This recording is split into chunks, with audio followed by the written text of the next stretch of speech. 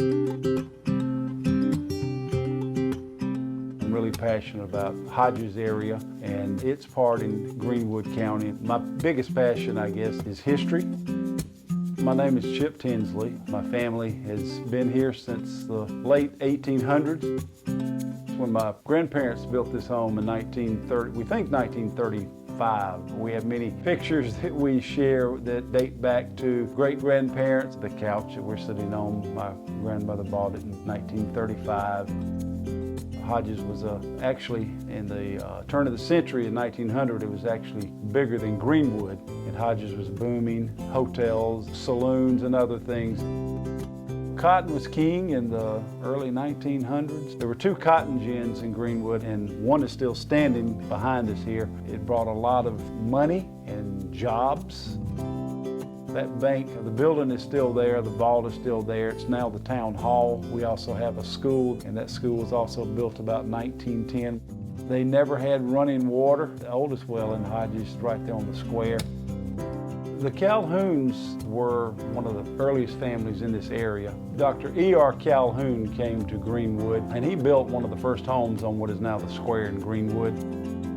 He found out that the railroad was headed to Lawrence County and made a decision that he might ought to get some men together and find a way to bring the railroad to Greenwood. The railroad came to Greenwood. Greenwood really prospered. The Tabernacle community was a forerunner to most communities in this area and was the forerunner to which became Cokesbury. That group of people came, developed the Tabernacle community, and the cemetery is the only remnant we have of the Tabernacle community at this time. The cemetery is extremely important for historians. We are the home of at least 1 Revolutionary War soldiers. We are the home of at least 6 Civil War soldiers buried in that cemetery.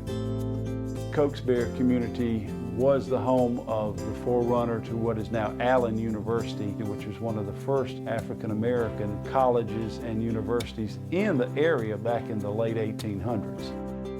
Greenwood was really built on 2 things, and one was the railroad, secondly was the textiles. Without the railroad, we wouldn't have had the textile, and without textiles, we wouldn't have what we have now. Ware Shoals was a mill town. Benjamin Regal, he really built the town with his influence. The WPA built that Regal Stadium. It's a walk back in time piece of architecture. It's rock and it's beautiful and has such history. And the Ware Shoals Inn was also built as a place for visitors and people that were coming to Ware Shoals for the Regal Mill to have a place to stay, to see where we are, where we have been, and where we continue to go in the future, because the development of Greenwood now is an aggressive, forward-thinking, positive, inclusive area that tries to continue that same feeling and thought process into the future.